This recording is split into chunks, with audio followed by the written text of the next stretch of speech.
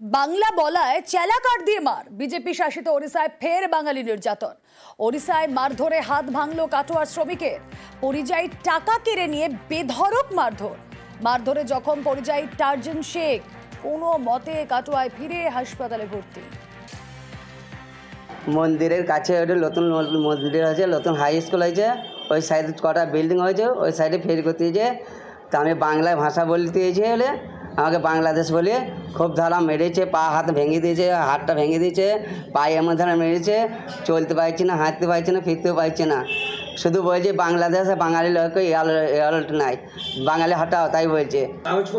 কাগজপত্র দেখেছি, আধার কার্ড দেখেছি, বলছে এর নকল করিয়েছে সব। আমার মালগুনি ভেঙে দিয়েছে, আমার 6,000 টাকা ছিল, টাকাটা নিয়ে নিয়েছে, সব টাকাটা নিয়ে নিয়েছে। আসি পরের খবরে। অযোগ্য শিক্ষকদের গ্রুপ সি চাকরি, আইনি পরামর্শ নিয়ে নিয়োগের চেষ্টা রাজ্যে। গ্রুপ সি বা সমপদে নিয়োগের চেষ্টা রাজ্যে।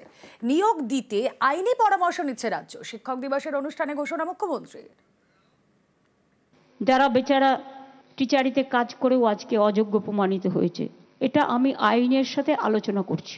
আইনত আলোচনা করে হয়তো টিচার তারা হতে পারবেন না কোর্টের নির্দেশ অনুযায়ী, কিন্তু তারা যাতে গ্রুপ সিতে পায় বা সেই রকম পর্যায়ে সেটা দিতে পারি কি না আমরা, সেটা আইন যা বলবে আইনের সাথে কনসাল্ট করে খুব শীঘ্রই আমরা এটা জানাবো।